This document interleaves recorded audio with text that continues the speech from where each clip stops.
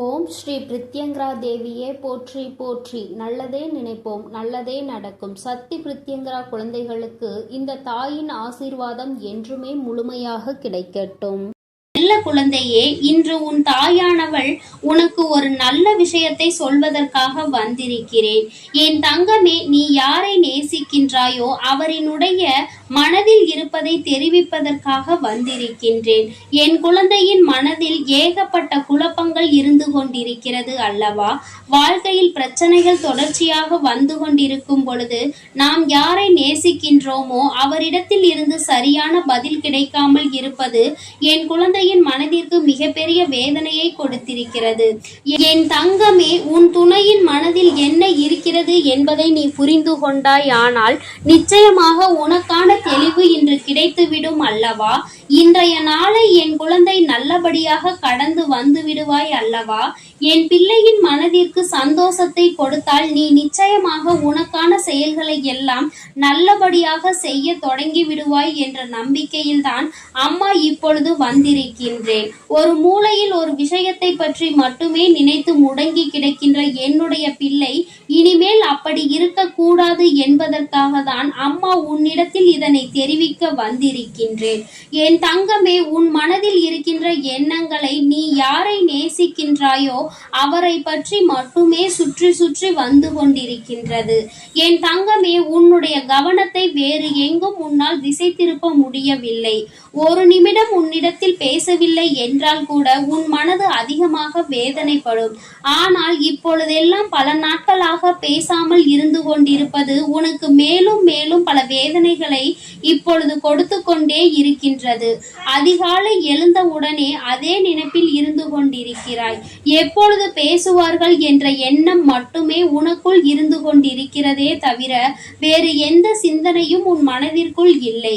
இன்று நாம் என்ன செய்ய வேண்டும், என்ன விஷயத்தை சாதிக்க வேண்டும் என்ற சிந்தனைகள் எல்லாம் மறந்து நம் வாழ்க்கை ஏன் இப்படி இருந்து கொண்டிருக்கிறது, நமக்கு மட்டும் ஏன் இப்படியெல்லாம் நடக்கிறது, நாம் மட்டும் ஏன் இப்படி சந்தோஷமே இல்லாமல் இருந்து கொண்டிருக்கிறோம் என்ற மனநிலையில் நீ இப்பொழுது இருந்து கொண்டிருக்கிறாய். உன் மனநிலையை உன் அம்மா நான் நன்கு அறிந்ததனால் தான் இன்று உனக்கு நல்ல வாக்கினை நான் தந்து கொண்டிருக்கின்றேன். என் குழந்தையே, மனதில் ஏற்பட்ட பல காயங்களுக்கு நிச்சயமாக இன்று உன் தாயானவள் அதற்கு நல்ல பதிலையும் நல்ல தீர்வையும் கொடுக்க வேண்டும் என்ற நம்பிக்கையில் தான் உன்னை தேடி வந்திருக்கின்றேன். என் தங்கமே, உனக்கு யார் அதிகமாக பிடிக்கின்றதோ அவர்களின் மனதில் என்ன இருக்கிறது என்பதை நான் உனக்கு தெளிவாக சொல்கிறேன். என் பிள்ளையே, நீ அதனை தெளிவாக உன்னுடைய மனதிற்குள் பதிய வைத்துக்கொள். என் குழந்தையே, நீ நேசிப்பவர் இப்பொழுது மனதளவில் சிறு மாற்றங்களை கொண்டிருக்கிறார். என் பிள்ளையே, அதை நீ உணர்ந்ததனால் தான் இப்பொழுது இந்த வேதனை அடைந்திருக்கிறாய். ஆரம்ப கட்டத்தில் நாம் இல்லை என்றால் வாழ்க்கையே இல்லை என்று சொன்ன உதடுகள் இப்பொழுது நீ இல்லாமல் போனால் நான் சந்தோஷமாக இருப்பேன் என்று சொல்கின்றது அல்லவா? என் தங்கமே, அது மிகப்பெரிய வேதனையை உனக்கு ஏற்படுத்தி தந்திருக்கின்றது. என் தங்கமே, நீ ஒன்றை மட்டும் புரிந்து கொள். அவர்கள் மனதில் இருக்கின்ற எண்ணங்கள் என்னவென்று தெரிந்து கொண்டால் நீ இது போன்று ஒருபோதும் சிந்திக்க மாட்டாய். என் தங்கமே, அவர்கள் மாறிவிட்டார்கள் என்று நீ நினைக்கின்ற நேரத்தில் ஒன்றை புரிந்து கொள். சில சந்தர்ப்பங்களும் சூழ்நிலைகளும் வாழ்க்கையில் ஏற்பட்ட அடிகளும் வேதனைகளும் அவர்களை இப்பொழுது மாற்றி இருக்கின்றது. தானாக எந்த மாற்றங்களும் நடக்கவில்லை. மாறி இருக்கிறார்கள் என்று நீ சொல்வது உண்மைதான். அதை ஒருபோதும் உன் அம்மா நான் மறுக்கவில்லை. ஆனால் அவர்கள் பட்ட கஷ்டங்களும் வேதனைகளும் அத்தனை அதிகமாக இருக்கும் பொழுது யாராக இருந்தாலும் மாற்றங்கள் வரத்தான் செய்யும். அந்த மாற்றங்களை எதிர்கொள்ள நாம் தான் பழகி கொள்ள வேண்டும். என் தங்கமே, இந்த மாற்றங்கள் உனக்கு ஏற்றுக்கொள்ள முடியாததாக இருந்தாலும் இந்த மாற்றத்தினால் உனக்கு எந்த பாதிப்பும் இல்லை. உன்னுடைய அன்புக்கு எந்த பாதிப்பும் அங்கே நடக்கவில்லை. அவர் மனதில் உன் மீது ஆரம்பத்தில் வைத்திருந்த அன்பு அப்படியே தான் இருக்கிறது. ஆனால் அதை வெளிப்படுத்துகின்ற விதம்தான் வாழ்க்கையில் ஏற்பட்ட சில கஷ்டமான சூழ்நிலையின் காரணமாக மாற்றங்களை கொண்டிருக்கிறது. ஆரம்பத்தில் பேச்சுக்கள் அதிகமாக இல்லை. ஆனால் அதன் பிறகு பேசுவதற்கு அதிகமாக தொடங்கிவிட்ட பிறகு கருத்து வேறுபாடுகள் அதிகமாக வரத் தொடங்கி இருக்கிறது. இது போன்ற கருத்து வேறுபாடுகள் ஏற்படும் போது இது நமக்கு உகந்த வாழ்க்கைதானா என்று நீ கூட சிந்திக்கின்றாய். ஆனால் உன்னுடைய அந்த நேசிக்கும் உறவானது, உன்னுடைய துணையானவர் ஒருபொழுதும் இந்த வாழ்க்கை நமக்கு சரியானது இல்லை என்று சிந்தித்தது கிடையாது. வார்த்தைகளை கோபத்தில் அதிகமாக விட்டாலும் எந்த ஒரு சூழ்நிலையிலும் நீ எனக்கு வேண்டாம் என்றோ இந்த வாழ்க்கை நமக்கு சரிப்பட்டு வராது என்றோ அவர் சொல்ல நினைத்ததே கிடையாது. என் தங்கமே, நீ கூட அவசரத்தில் ஏன் தான் இந்த வாழ்க்கையை தேர்ந்தெடுத்தேனோ, எதற்காக இந்த வாழ்க்கை எனக்கு இத்தனை கஷ்டத்தை கொடுத்து விட்டதோ, நான் எடுத்த தவறான முடிவினால் தான் இப்பொழுது அனுபவித்துக் கொண்டிருக்கிறேன் என்றெல்லாம் நினைத்திருக்கின்றாய். ஆனால் உன்னுடைய துணை ஒருபோதும் அப்படி நினைத்தது கிடையாது. அவரினுடைய உணர்வுகளுக்கு உன் தாயானவள் நான் நிச்சயமாக மதிப்பு கொடுக்கிறேன். அவரினுடைய எண்ணங்கள் என்ன தெரியுமா? நாம் எத்தனையோ கஷ்டப்பட்டு இந்த வாழ்க்கை அடைய நினைக்கிறோம். ஆனால் நம்முடைய சூழ்நிலை இப்பொழுது சரியில்லையே. இந்த வாழ்க்கையை நாம் இப்பொழுது அமைத்துக் கொண்டால் நம்முடைய எதிர்காலம் நன்றாக இருக்குமா? நம்மை நம்பி வந்தவர்களை நாம் சந்தோஷமாக வைத்து பார்த்து கொள்ள முடியுமா என்ற அச்சத்தில் தான் இப்பொழுது உன்னை விட்டு சிறிது தூரம் விலகி நின்று கொண்டிருக்கிறார்கள். உன் மீது அதிக அன்பு கொண்டதால் தான் இந்த பிரிவு ஏற்பட்டிருக்கிறது என்பதை நீ புரிந்து கொள்ள வேண்டும்.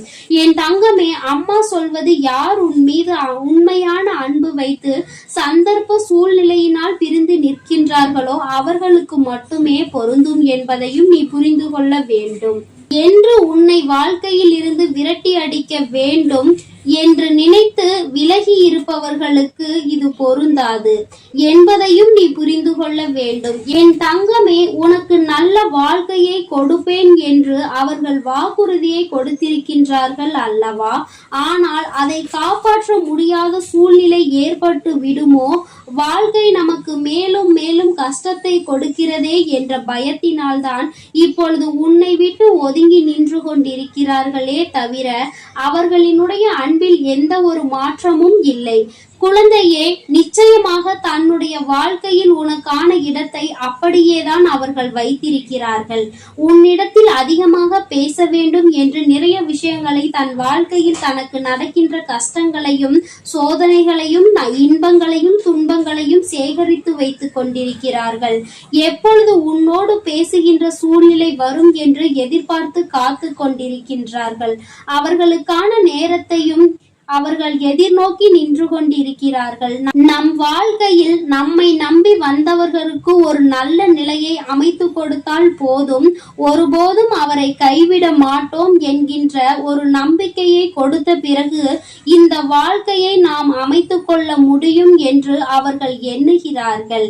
என் தங்கமே, இது ஒன்றுதான் இத்தனை பிரச்சனைகளுக்குமே காரணமே தவிர வேற எந்த ஒரு விஷயங்களும் கிடையாது. என் பிள்ளையே, நீ மாறிவிட்டாய் என்ற ஒரு வார்த்தையை மட்டுமே மனதிற்குள் வைத்துக் கொண்டு பிரச்சனைகளை உருவாக்குவதை விடுத்து மாற்றங்களுக்கு காரணம் என்ன, எந்த விஷயத்திற்கு நாம் அவர்களோடு துணை நிற்க வேண்டும் என்பதை எல்லாம் மனதிற்குள் புரிந்து கொண்டு அதன்படி நீ நடந்து கொள்ள வேண்டும். வாழ்க்கை துணை என்பது நீ நேசிப்பவர் என்பதும் உன்னில் பாதி என்பதை முதலில் புரிந்து கொண்டு அவர்களின் உணர்வுகளுக்கு முழுமையான மதிப்பு கொடுத்து எந்த ஒரு கஷ்டத்திலும் அவர்களோடு துணை நின்று நீ அவர்களின் பிரச்சனைகளை பகிர்ந்து கொள்ள வேண்டும். உன்னுடைய கஷ்டங்களை நான் பகிர்ந்து கொள்கிறேன் என்ற நம்பிக்கையை அவர்களுக்கு நீ கொடுக்க வேண்டும்.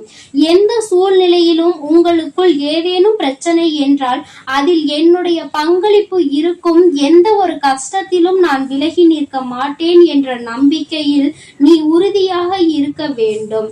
என் தங்கமே, இப்பொழுதெல்லாம் உறவுகளுக்குள் எதிர்பார்ப்பது நம்பிக்கையை மட்டும்தான்.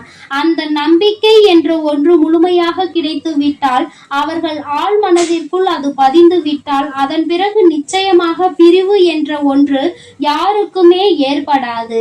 என் பிள்ளையே, உன் வாழ்க்கையில் இனிமேல் நடக்க இருக்கின்ற சில நல்ல நிகழ்வுகள் எல்லாமே இந்த தாயானவள் என்னுடைய ஆசீர்வாதத்தோடு நல்லபடியாக நடக்க போகிறது. யாரோடு உன் வாழ்க்கை நல்லபடியாக அமைய வேண்டும் என்று நினைத்தாயோ அந்த வாழ்க்கை நிச்சயமாக உனக்கு அமைய போகிறது.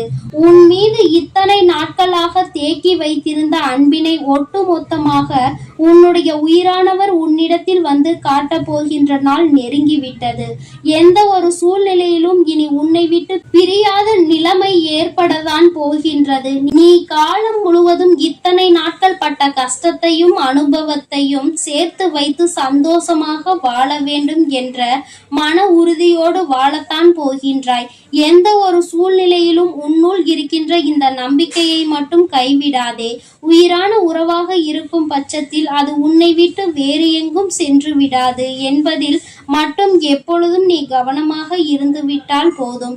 யார் முன்னாலும் எந்த ஒரு சூழ்நிலையிலும் உன்னுடைய உயிரான அந்த உறவை விட்டு கொடுக்காமல் நீ சந்தோஷமாக இருக்கின்ற பட்சத்தில் நிச்சயமாக இனி உன்னுடைய வாழ்க்கை உனக்கு சொர்க்கமாக மாறும் என்பதை நினைவில் வைத்துக்கொள். என் செல்ல குழந்தையே, இந்த தாயானவளினுடைய ஆசீர்வாதங்கள் உனக்கு எப்பொழுதும் முழுமையாக இருந்து கொண்டே இருக்கும். அதனால் நீ எதற்காகவும் கலங்காதே, எதை நினைத்தும் வருந்தாதே. நீ நல்லதையே நினைத்தால் உன் வாழ்வில் எல்லாம் உனக்கு நல்லதாக மட்டுமே நடக்கும். ஓம் சக்தி, ஓம் ஆதிபரா சக்தி, ஓம். என் அன்பு குழந்தைக்கு இந்த சக்தி பிரித்யங்கராவின் அன்பும் ஆசீர்வாதமும் முழுவதுமாக கிடைக்கும். ஓம் ஸ்ரீ பிரித்யங்கரா தேவியே போற்றி போற்றி. ஓம் ஸ்ரீ பிரித்யங்கரா தேவியே போற்றி போற்றி.